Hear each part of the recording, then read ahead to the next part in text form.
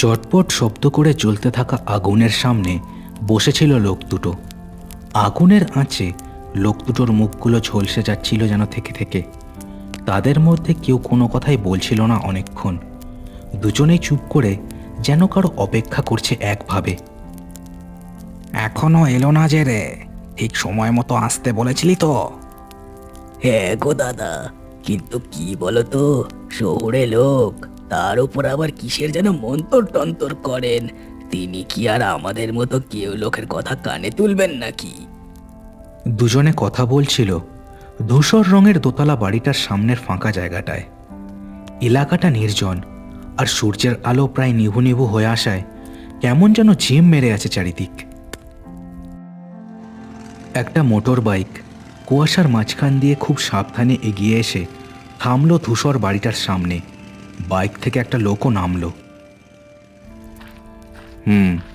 যা ভেবেছিলাম তার থেকেও দেখছি বেশি নিঝুম পরিবেশ এখানে। কি জানি কোন আতঙ্ক লুকিয়ে আছে এই কুয়াশায়। নিজের মনেই কথাগুলো বলতে বলতে জ্বলতে থাকা আগুনের সামনে এসে দাঁড়ালো সে। তাকে দেখে লোক দুটো একটু চঞ্চল হয়ে উঠল। এই তো এসে পড়েছেন দেখছি। তা এত দেরি করলেন যে? আপনাকে তো বলেছিলাম সন্ধে নামার আগেই এই তিন পল্লীতে চলে আসতে। হ্যাঁ, পথে আরও একজনের বাড়ি যাওয়ার ছিল, তাই দেরি হলো। যাকে তা সব ঘরদোর তৈরি আছে তো? হরেন এ কথায় উঠে দাঁড়ালো। এই লোকটাকে বাড়ি ভাড়া দেওয়ার জন্য হঠাৎ দুদিন আগে বাড়ির মালিক তাদের ফোন করে। এখানে সচরাচর কেউ আসে না। আপনার কথা মতো দোতলার ঘরখানা ঝাড়পোছ করে তৈরি করে রেখেছি। তবে বাবু, কিছু জিজ্ঞেস করার ছিল, যদি কিছু মনে না করেন। বলো। তবে আমি এখানে কি করতে এসেছি সেটা জানতে চেও না। ও আচ্ছা বাবু, এখানে কি কারণে এসেছেন সেটা যখন বলবেন না, তখন আপনাকে শুধু একটা ব্যাপারেই সাবধান করব। এখানে আর যাই করুন, দয়া করে রাতে বাইরে যাবেন না, আর দরজা জানলা সব বন্ধ রাখবেন। এ কথাটা মৃত্যুঞ্জয় আগেই জানত। সে সব জেনেই এই তিন পল্লীতে এসেছে। সে শুধু মাথা নেড়ে তার সম্মতি জানালো। লোক দুটো এরপর তাকে সাথে করে নিয়ে চলল বাড়ির ভেতরের দিকে। রাতের আঁধার ধীরে ধীরে নামতে শুরু করেছে চারিদিকে। দোতলার ঘরখানায় ঢুকে মৃত্যুঞ্জয় দেখল ঘরের মধ্যে একটা চৌকি, জলের কুঁজো আর দু একটা জিনিস ছাড়া কিছুই নেই। দেখেন, আপনার কথা মতো মেঝেখানা ফাঁকাই রেখেছি। আপনি মালিকের বন্ধু বলেই এখানে থাকতে দিতে আমাদের কোনো আপত্তি নেই।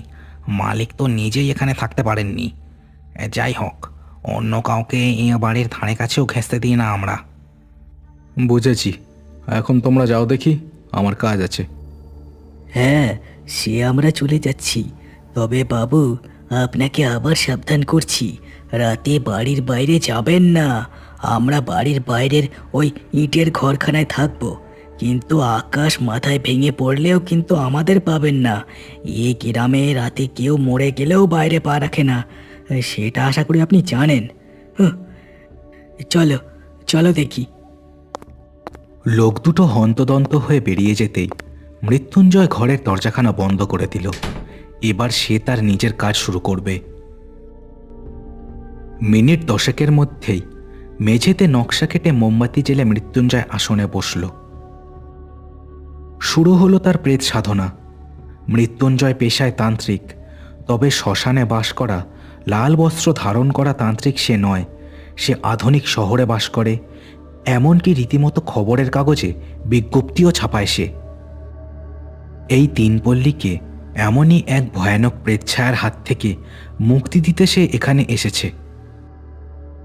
আমি মৃত্যুঞ্জয় তান্ত্রিক, আজ আমি এখানে এসেছি তোমাদের কথা শুনতে। এখানে কে আছে? কে আছে এই গ্রামের বাতাসে? সামনে এসো, সামনে এসো। বারবার এইভাবে সে আহ্বান জানাতে লাগলো এই গ্রামের বাতাসে মিশে থাকা কোনো এক অজানা শক্তিকে। কিন্তু কোথাও কোনো শব্দ নেই, শুধু একটানা ঝিঝির ডাকটাই কানে এলো তার। মৃত্যুঞ্জয় আবার ডাকলো, কে আছো এই গ্রামের বাতাসে? সামনে এসো, সামনে এসো। এবার একটা ঠান্ডা শিরশিরে বাতাস বয়ে গেল ঘরের মধ্যে। ঘরের দরজা জানলা সব বন্ধ, তাও এই বাতাস এলো কোথা দিয়ে সেটাই দেখতে লাগলো মৃত্যুঞ্জয়। হঠাৎ দপ করে নিভে গেল তার সামনের মোমবাতিটা, আর হাওয়াটাও বন্ধ হয়ে গেল সঙ্গে সঙ্গে। যা, কি কাণ্ড! ওফ! এ কথা বলে সে বারবার দেশলাইটা ঠুকতে লাগলো, কিন্তু মোমবাতিটা আর জ্বলল না। বিরক্ত আর হতাশ হয়ে মৃত্যুঞ্জয় আসন ছেড়ে উঠে পড়ল। সারাদিনের ধকলে তার শরীরে এবার ঘুম নেমে আসছে। রাত নামার সাথে সাথে 3 পল্লীর সব ঘরের দরজা জানলা বন্ধ হয়ে গেছে। বহু বছর ধরে এই এলাকার মানুষ এই নিয়ম পালন করে আসছে। কুয়াশার মধ্যে চুপ হয়ে থাকা গ্রামটাকে দেখে মনে হচ্ছে যেন কোনো শ্মশান ভূমি। ধূসর বাড়িখানাও ঝুম মেরে দাঁড়িয়ে আছে।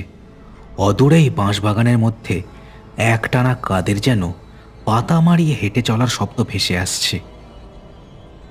ঘরের মধ্যে মৃত্যুঞ্জয় ঘুমে আচ্ছন্ন। সেই কলকাতা থেকে একটানা এই 3 পল্লীতে মোটর বাইকে আসায় শরীরের ক্লান্তি তার দু চোখে ঘুম হয়ে ধরা দিয়েছে। এমন সময় ঘরের জানলাটা যেন কেঁপে উঠল। শব্দের চোটে মৃত্যুঞ্জয়ের ঘুমটা চটে গেল। কয়েক মুহূর্ত এদিক ওদিক দেখে সে উঠে বসল। জানলার দিকে চোখ দিতেই সে দেখল জানলাটা খোলার জন্য কেউ যেন বাইরে থেকে ঠেলছে। মৃত্যুঞ্জয় বিস্ফারিত চোখে দেখতে লাগলো কাণ্ডটা। এত রাতে জানলা দিয়ে কি আসতে পারে? হঠাৎ এক ধাক্কায় খুলে গেল জানলা, আর সেখান দিয়ে ভেতরে ঢুকতে লাগলো বেশ কয়েকটা হাত, শীর্ণ রোগক্লিষ্ট হাত।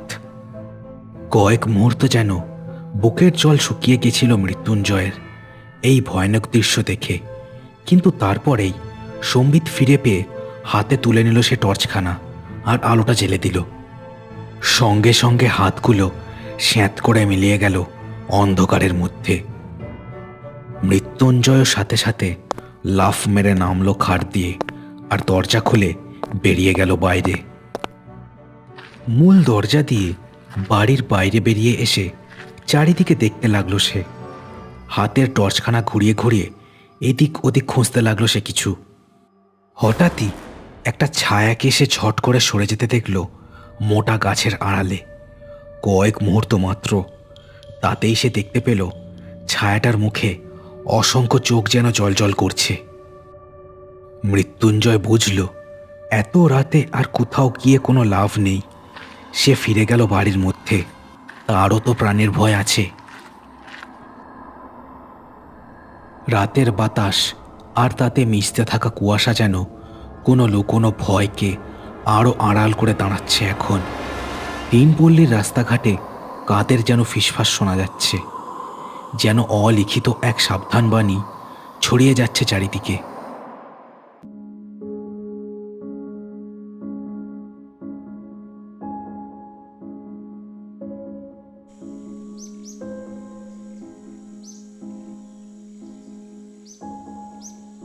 বাবু, ও বাবু, ওঠেন বাবু।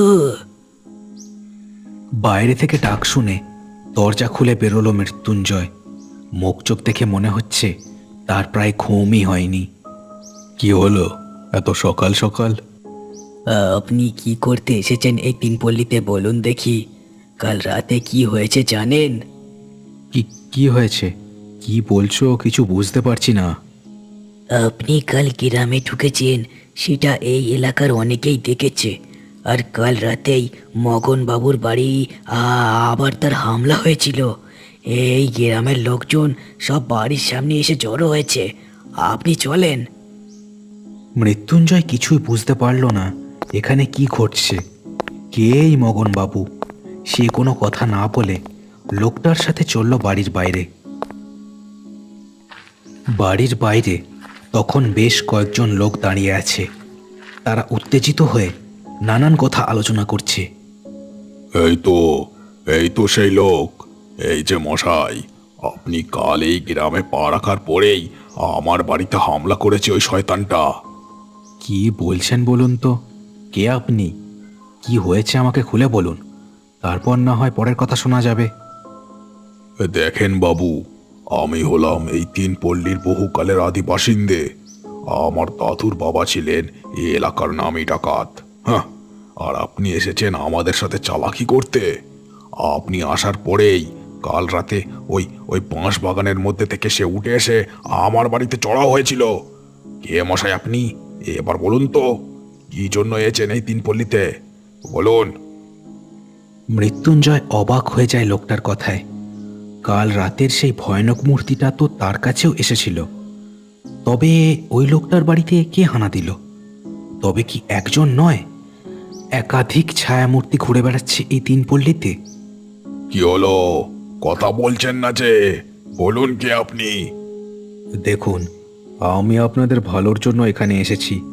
আপনারা সঠিক সময়ে সেটা জানতে পারবেন। এখন কোন বাঁশবাগানের কথা বলছিলেন একটু খুলে বলুন দেখি। এবারে মগন নামের লোকটা আর কোনো কথা বলল না, কিন্তু ভিড়ের মধ্যে দাঁড়িয়ে থাকা আরেকজন বৃদ্ধ বলে উঠল, দেখুন, আমরা জানি না আপনি কে, তবে আপনি যখন এই গ্রামের ভালো করার জন্য এসেছেন, বেশ, চলুন তবে আপনাকে সেখানে নিয়ে যাই। দিনের বেলাতেও ও জায়গাতে যেতে আমাদের বুক কাঁপে। মৃত্যুঞ্জয় বুঝল এমন কোনো মারাত্মক রহস্যের মুখোমুখি সে হতে চলেছে যার কিনারা করা তার একার পক্ষে সম্ভব নয়। এই গ্রামবাসীদের সাহায্য তার দরকার পড়বেই। বেশ, চলুন, তবে সববার আসার কোনো দরকার নেই। সাহসী না হলে দয়া করে পিছু নেবেন না। মৃত্যুঞ্জয়ের এ কথায় সবার আগে পিছিয়ে গেল মগন নামের লোকটা। তবে বৃদ্ধ আর গ্রামের আরো 2-4 জন চলল তার সাথে। আকাশের সূর্য এখন নিজের রূপ প্রকাশ করছে ঝকমক করে। তারা সকলে দল বেঁধে এসে হাজির হলো ধূসর বাড়ি থেকে সামান্য দূরের বিশাল একটা বাঁশবাগানে। বাঁশবাগানের মধ্যেটা নিশ্চুপ, যেন কোনো প্রাণের চিহ্ন নেই। বাঁশবাগানটা যে খুব প্রাচীন দেখলেই বোঝা যায়। এই বাঁশ বাগানের মাঝে একটা কুয়ো আছে। কুয়োটা ভাঙা, তবে সেখানেই লুকিয়ে থাকে তারা দিনের বেলায়। ও বাবু, তুমি যদি সৎ সাহসী হও তবে এগিয়ে গিয়ে দেখে এসো। আমরা সেদিকে যেতে পারবো না। মৃত্যুঞ্জয় এ কথায় এগিয়ে গেল একা একাই।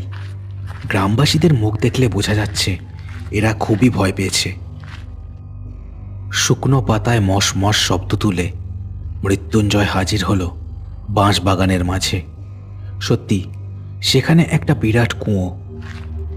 কুয়োর পাড়ে গাছের পাতা আর শ্যাওলা জমে আছে বহুকাল ধরে। মৃত্যুঞ্জয় খুব সাবধানে কুয়োর মধ্যে ঝুঁকে দেখল ভেতরটা অন্ধকার, তল দেখা যায় না। গাঢ় অন্ধকারের মধ্যে যেন ধোঁয়া ধোঁয়া কোনো প্রাণী ঘাপটি মেরে বসে আছে। গাটা কেমন যেন গুলিয়ে উঠল তার।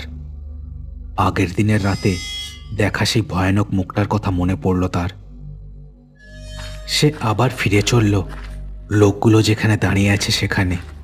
বেশিক্ষণ এখানে দাঁড়িয়ে থাকতে ভরসা হলো না তার। লোকগুলো কিন্তু তখনও একই জায়গায় দাঁড়িয়েছে। যে ওই কুয়োতেই যে সে থাকে সেটা আপনারা কি করে জানলেন? আমরা তো 3 পুরুষ ধরে এই গ্রামে বাস করছি। আমাদের বাপ ঠাকুরদার মুখেও শুনেছি ওই কুয়োতে ভয়ানক এক ছায়া বাস করে। আর তারপর ওই যে লোকটা মগন, ওদের বাড়ির লোকজনই তো সব থেকে বেশি অপঘাতে মারা যায় প্রত্যেক বছর। আর যারা মারা যায় তাদের দেহ পাওয়া যায় এই কুয়োর পাড়ে। এবছর এখনো অবধি ওদের বাড়ির কেউ মারা পড়েনি, তাই ও লোকটা এতটা ভয় ভয় আছে। বুঝেছি। এবার আপনাকে আমার পরিচয় দিই। আমার নাম মৃত্যুঞ্জয়। আমি পেশায় তান্ত্রিক। এই গ্রামের ওই ধূসর বাড়িটা আমার এক বন্ধুর। কয়েক মাস আগে আমার বন্ধু ওই বাড়িখানা কেনে, কিন্তু বাস করতে পারেনি। আপনারা যে জন্য ভয় পেয়ে আছেন, ওরাও একই কারণে ভয় পেয়ে এই জায়গা ত্যাগ করে। তারপরেই সে আমায় অনুরোধ করে এই ভয়ের কোনো কিনারা করার জন্য।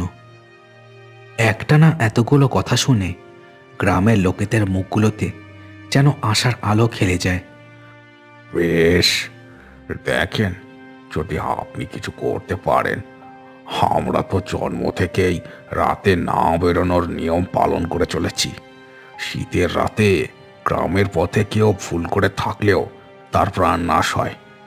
দেখুন, আপনি যদি কিছু করতে পারেন। তবে আমি একা কিছু করতে পারবো না। আমার আপনাদের সাহায্য প্রয়োজন। শুনুন আপনাদের কি করতে হবে। গ্রামের লোক ভয় পেলেও মৃত্যুঞ্জয়ের কথা খুব মন দিয়ে শুনল। সকলে তার কথায় সম্মতিও জানালো।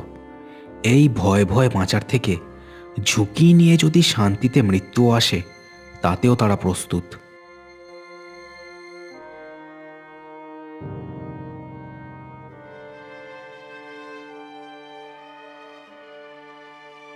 আবার ধীরে ধীরে রাত নামতে শুরু করেছে তিনপল্লীতে।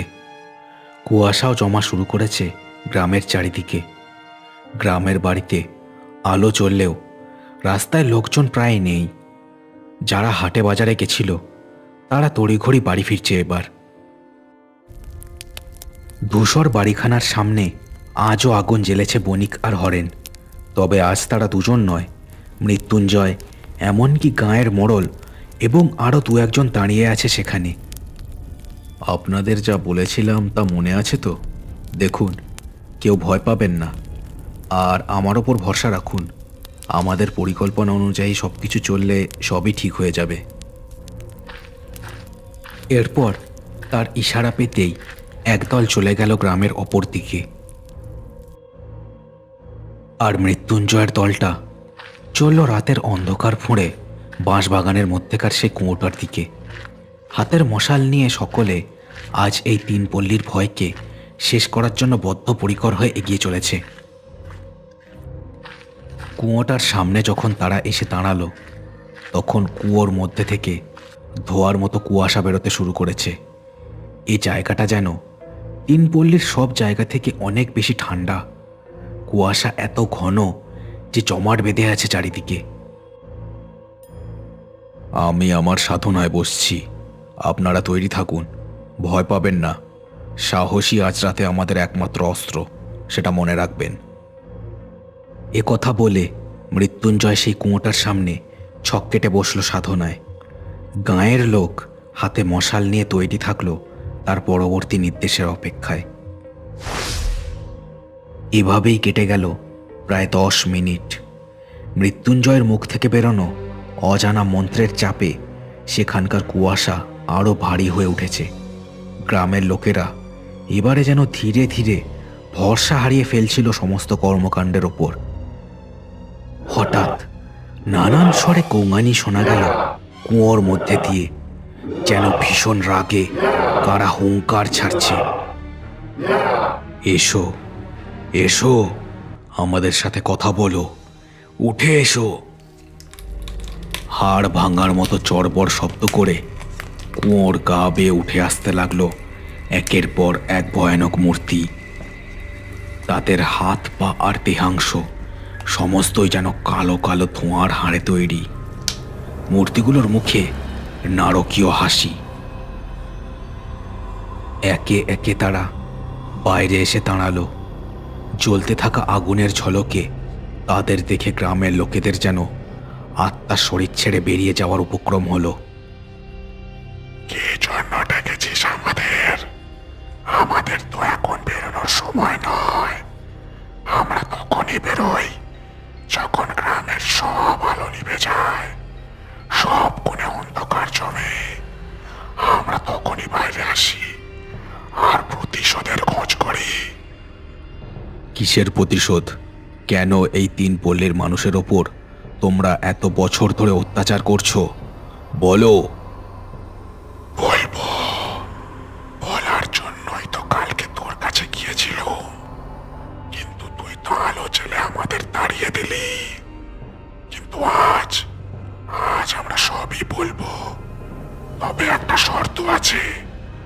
মগন বাসুরেকে আমাদের দিতে হবে। পারবি দিতে?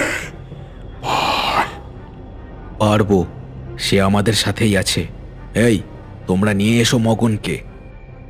মৃত্যুঞ্জয়ের কথায় গ্রামের দুজন মগন বাঁশুড়ের দুহাত বেঁধে একরকম টানতে টানতে সেখানে নিয়ে এলো।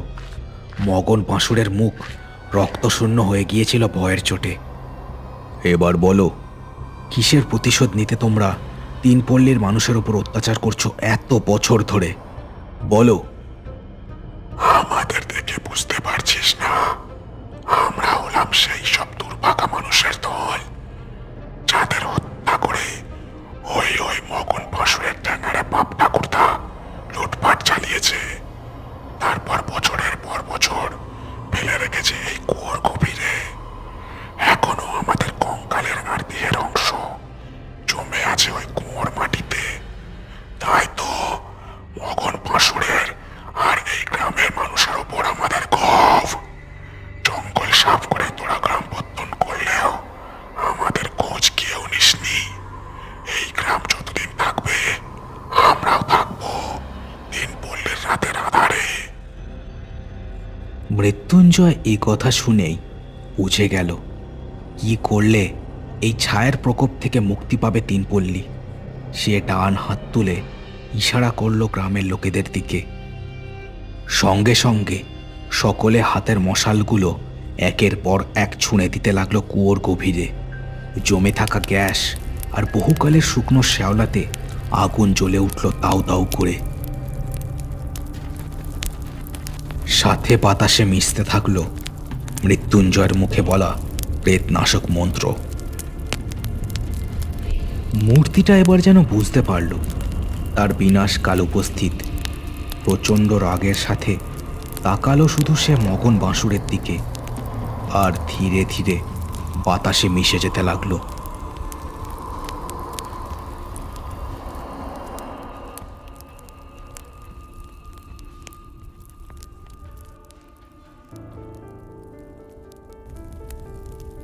কয়েক মুহূর্ত পরেই শান্ত হয়ে গেল বাঁশবাগানের বাতাস।